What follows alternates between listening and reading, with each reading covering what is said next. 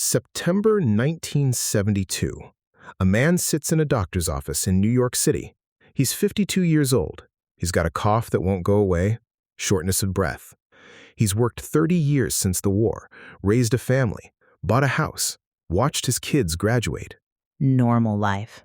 Normal American life. The doctor shows him the x-ray. There's something on his lung. It's called mesothelioma. Had he ever heard of it? Almost no one had. It was so rare that some pathologists doubted it existed. But this doctor, Dr. Irving Selikoff at Mount Sinai, he'd been seeing cases like this for years. And he had a question. Where did you work during the war? Shipyard. Brooklyn Navy Yard, 1943 to 1945. Electrician. The doctor nods. He's heard this story before. Because in the last year, several cases of mesothelioma linked to World War II have come to his attention. 1943 to 1972, that's Almost 30 years. 30 years of normal life. 30 years of living with microscopic fibers embedded in his lungs, waiting. And then the cough starts. Today on Asbestos, a conspiracy 4,500 years in the making. Episode 29, The Shipyard Generation. The finale of Arc 6, Burying the Bodies.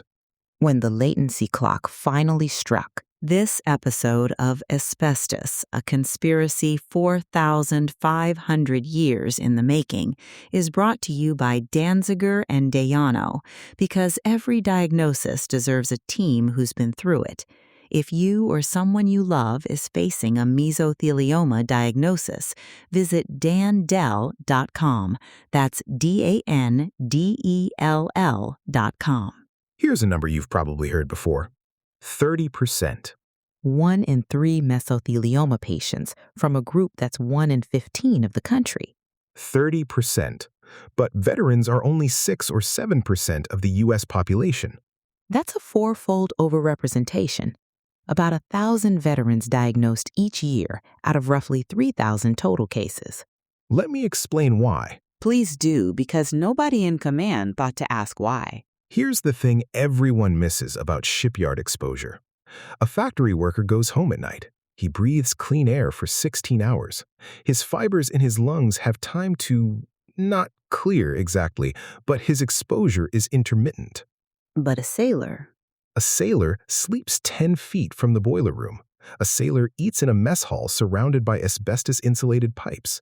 A sailor breathes ship air 24 hours a day, 7 days a week, for years. So it's not just that they were exposed, it's that they were never not exposed. For the entire duration of their service. And the Navy used more asbestos than any other branch.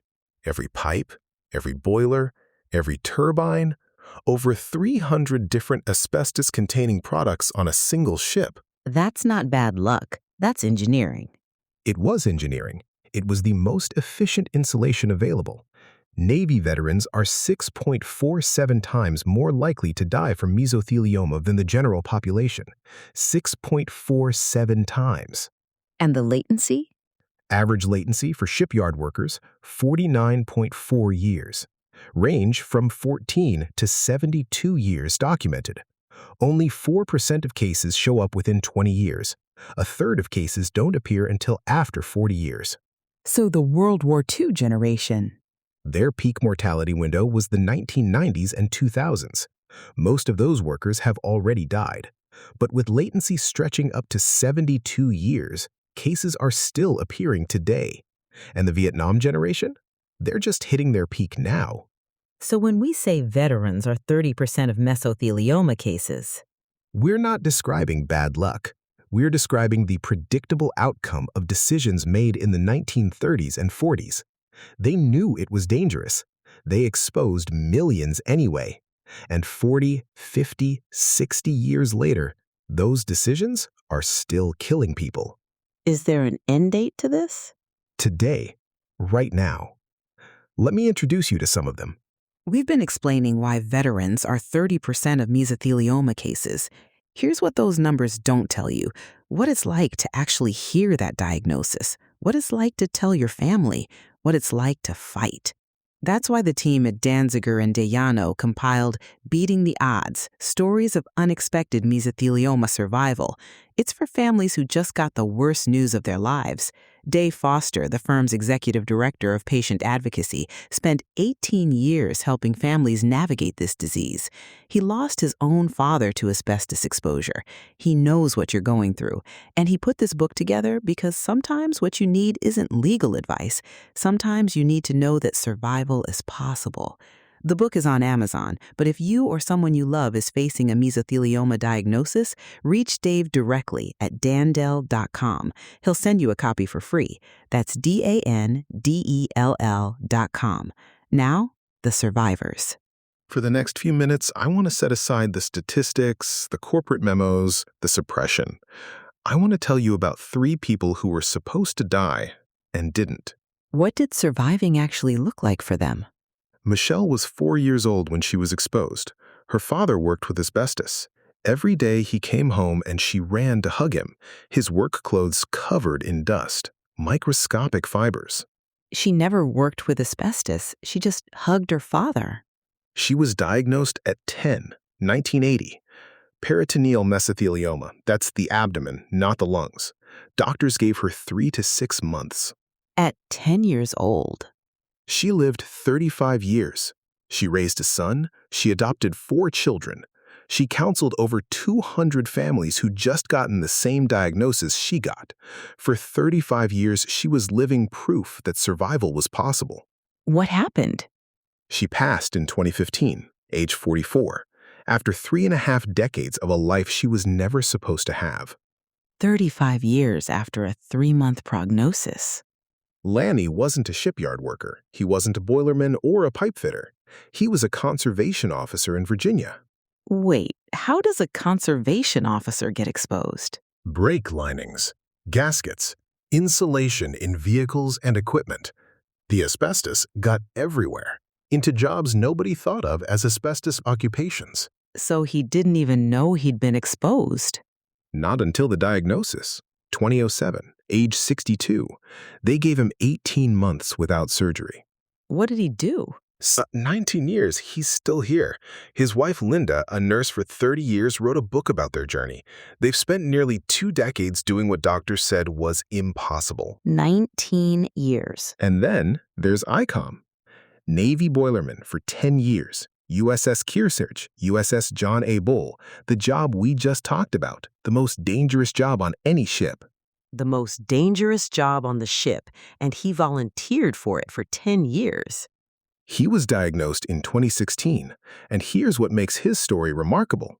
He became the first VA patient to receive a cutting-edge surgical protocol called pleurectomy with decortication, PD. The VA was pioneering treatment, and ICOM was the first through the door. 10 years later? Still here, still greeting everyone he meets with the same phrase, "It's a beautiful day." It is. Michelle, Lanny, ICOM, 3 survivors out of thousands who didn't survive. 3 people who beat the odds that the asbestos industry created. The industry that knew. Let's remember what they knew. Let's bind together everything we've covered in Arc 6. 5 episodes, 1939 to 1960. Here's the story in one sentence. They knew it was killing people. They knew.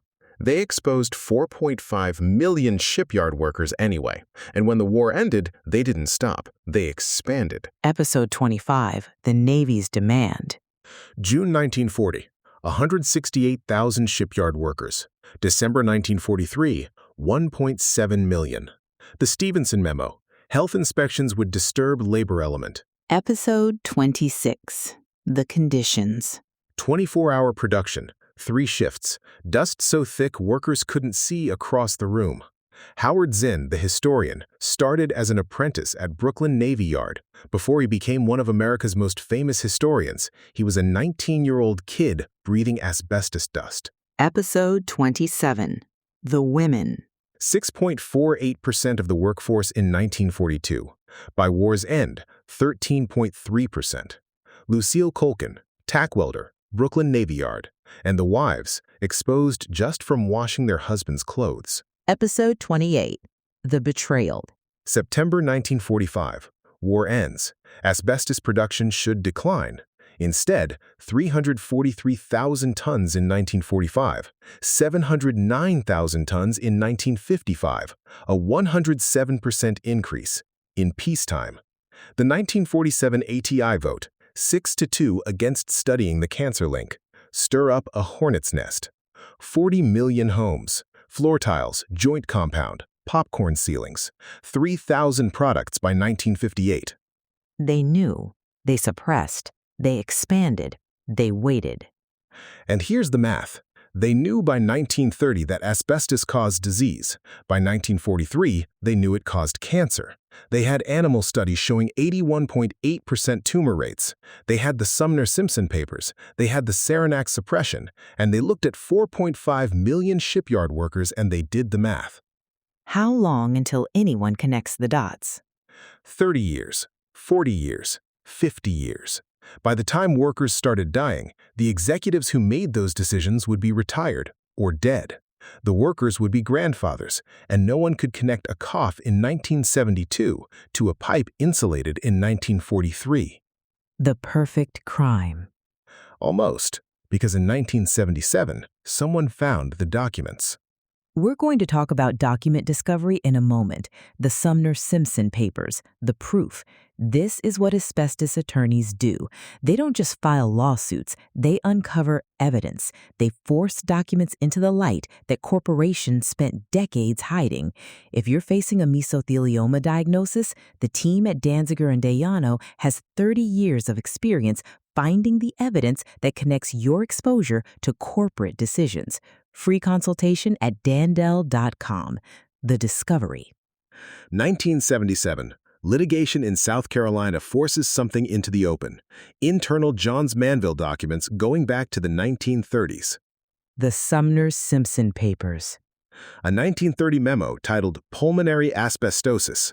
A 1931 letter from Johns Manville's attorney explaining changes that delayed a government study by 4 years. A 1935 letter from Sumner Simpson himself. The less said about asbestos, the better off we are. 1935.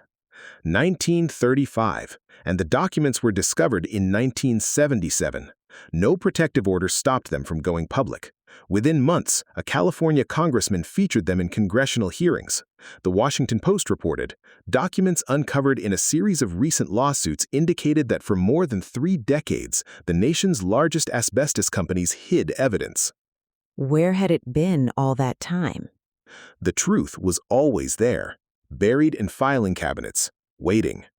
And the impact? Johns Manville filed for bankruptcy in August 1982, 16,000 lawsuits. They were removed from the Dow Jones Industrial Average. What happened to the victims who had been waiting for compensation? The Manville Trust was established in 1988 with $2.5 billion. To date, it's paid out over $5 billion to victims and families. $5 billion in guilt. The document discovery proved what we've been documenting in this series. They knew, they suppressed, they calculated. But there was one more piece of the story, the doctor who sounded the alarm. Selikoff. Irving Selikoff, and the timing of his discovery is one of the cruelest ironies in American medical history. What do you mean? August 7, 1964. The Gulf of Tonkin Resolution passes Congress, 88-2 in the Senate, 414-0 in the House. President Johnson signs it into law 3 days later. The Vietnam escalation begins. October 19, 1964. 8 weeks later, Dr. Irving Selikoff organizes a conference at the New York Academy of Sciences, The Biological Effects of Asbestos. Wait, 2 months? 2 months. The conference where Selikoff presented definitive proof that asbestos causes mesothelioma and lung cancer, even brief exposure, even low doses. The same conference where researchers presented evidence that wives could develop mesothelioma just from washing their husband's work clothes. So science proved the danger?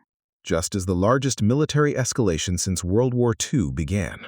So who was Selikoff? An unlikely crusader. Born in Brooklyn, 1915. Jewish kid who couldn't get into American medical schools. Quotas kept him out. He had to study abroad, in Scotland and Australia. He was kept out of his own country's medical schools?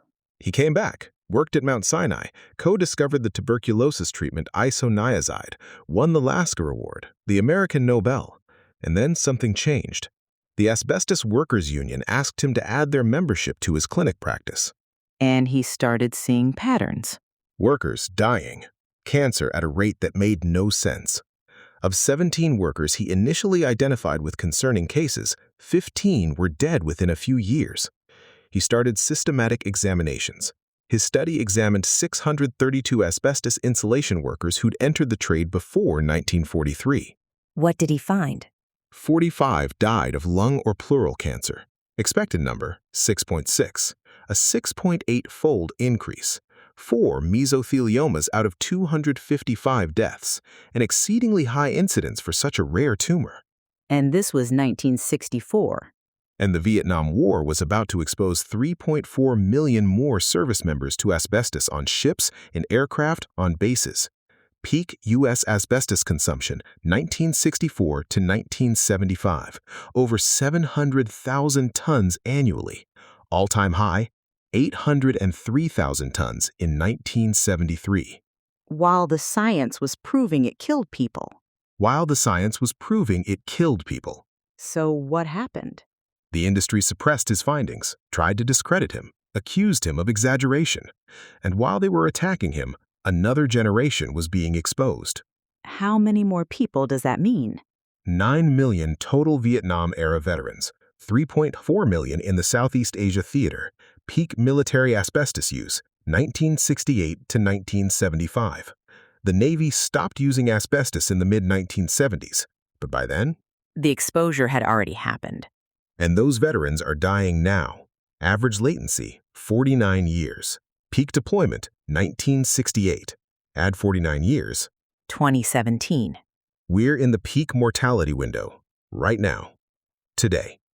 That's ARC 7. This episode of Asbestos, a conspiracy 4,500 years in the making, is brought to you by Danziger and Dayano. If you served in the Navy between 1930 and 1980, or if someone you loved did, you may have been exposed to asbestos.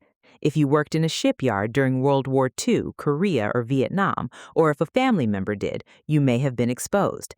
Mesothelioma has a latency period of 20 to 50 years.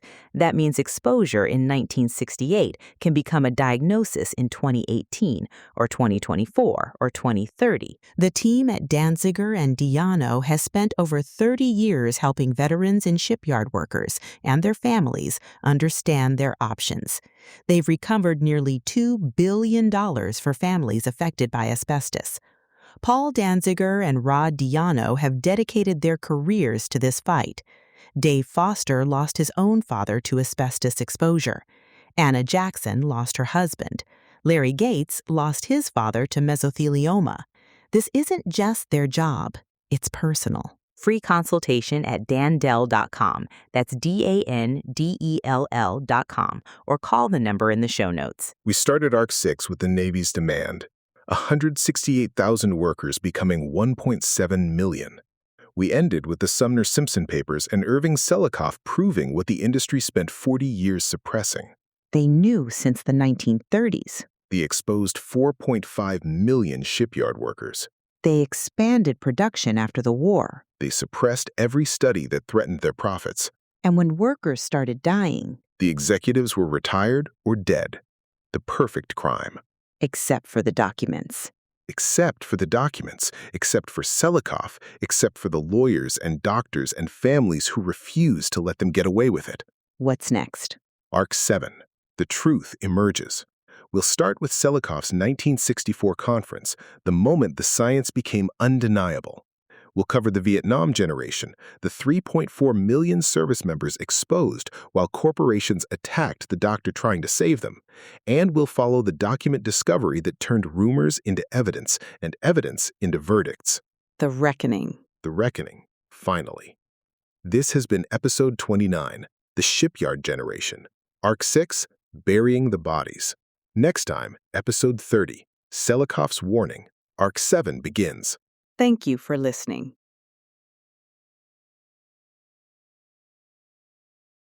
Can you believe she lived 35 years? Michelle. After a 3-month prognosis, she adopted 4 children. Counseled 200 families. Never charged a penny. That's the story that gets me. Not the survival, but what she did with it. And ICOM. It's a beautiful day. Every day. 8 years.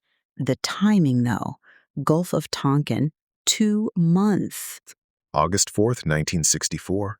October 19th, 1964. Science proves the danger. War begins. Another generation exposed. While they attacked Selikoff. Arc 6 done. 5 episodes. 1939 to 1960. And now, the reckoning. Finally. It's a beautiful day. It really is.